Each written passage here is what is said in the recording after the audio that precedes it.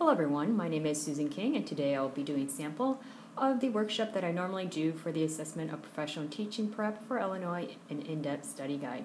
I first developed this study guide with my colleague because there weren't any study guides available at the time when I was studying to become a teacher. So I thought I was done with all my prerequisites, and then they said, guess what, Susan, you have to take this APT. So no one knew anything about it.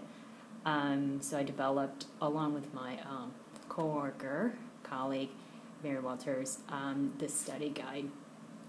So I've developed other study guides as well, and this is just one of them. So without further ado, I'd like to get started here. So starting in 2014, they made the APT as one. So it doesn't matter what grade level teaching you're about to do, it's just one. Which is even better because students are students and teachers are teachers. So what is the APT? Well, before you go in, you want to have this mindset. So is it about your perspective? I'm not sure. I don't think so. So you got to put your biases away. It's not about you, but students and designers of the test. So this is very student-centric, okay, this particular exam.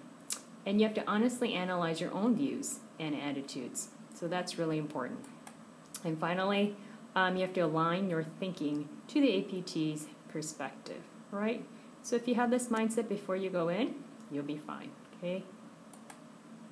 So let's have a look, shall we? So here are some recent multiple choice questions.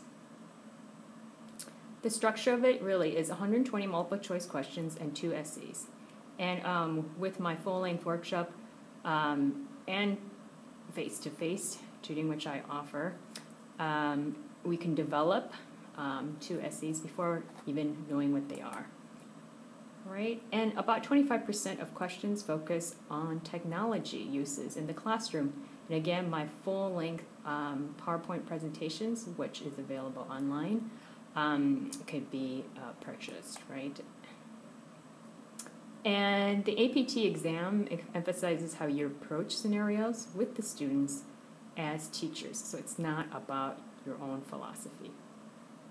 Okay, so much to what people say at university and what you learn about your own philosophy, about writing it, it's not about that, okay? It's about being student-centric. And other topics included Skinner's behaviorist theory, Vygotsky, and social cognition, and how to accommodate limited speakers of English, and also functions of middle school. So those are some of the more recent multiple choice questions. So some questions to consider. How do you envision using technology in the classroom? Well, maybe you want to set up some lab time, computer lab time. Maybe you want the students to watch videos or actually make videos when it comes to research papers and projects. And also, you want to accommodate students with special needs, say learning disabilities, provide visuals for students who are visually, impaired, have those disabilities, provide large print handouts and limited English. You might want to implement some Howard Gardner's multiple intelligences. Okay.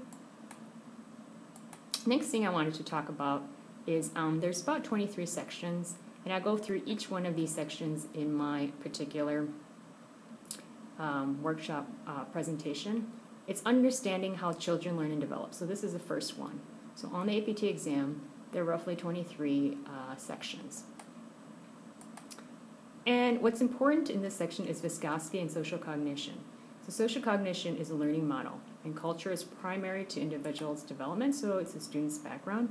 And culture is really knowledge that is acquired, as well as intellectual adaptation. And what's also important about Vygotsky is really the zone of proximal development. And what we mean by that is really the difference between what the students can do and what the students can't do for themselves. And we call this scaffolding. So what can we do as adults or teachers to assist? Well, we can provide a step-by-step instruction. So the adult adjusts assistance depending on the student's performance. So in other words, if you want to teach students how to write an essay, you tell them the structure. You tell them there has to be an introduction and a three-bodied paragraph at the very least that supports the thesis and a conclusion, right? And then they can basically write any essay after that. And that also means even as simple a step-by-step ladder, if you will, process of, let's say, how to make plants grow. Well, you have to buy the seed or seedlings at the store, and then you plant them a few inches from the ground, then you water it, or sometimes you have to give food, and then obviously there's a lot of sun. You have to have sun for it to grow. So you provide these step-by-step instructions in order for them to really remember it and learn about it. Okay. So questions to consider. What examples of successful scaffolding have you used in the classroom? Okay, or have you seen? Okay, so these are some of the questions that you want to keep in mind as you're taking the APT before the exam and as you're taking it. Okay, what's also very important of that section, the section 1, is Erikson's stages of psychosocial development. So as you can see, this is very familiar to most of you probably. So I just want to stop here and let you know that this is just a sample of the workshop that I do. You can purchase some information on my website, which is www.assessmentofprofessionalteaching.com, www.assessmentofprofessionalteaching.com. You can actually purchase a trial workshop, right, before you buy it. It's $3.95. And then if you decide to upgrade to Deluxe, which is the full PowerPoint presentation, I'll refund you to $4. And also, I can do a one-to-one. So either me or my colleague and I, we can do a one-to-one tutoring, in which case I will refund you the $40 that you spent. And that'll be a one-to-one, a 2-hour workshop, 2 to 3, I'd say, depending on the group, and there's no more than 4 people.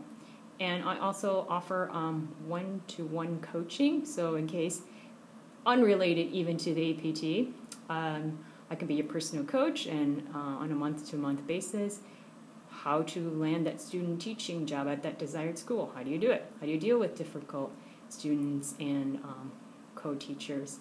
So I can be your coach. Check out that website. There's also a lot of free materials. Thank you for watching, and contact me for any reason. Thank you.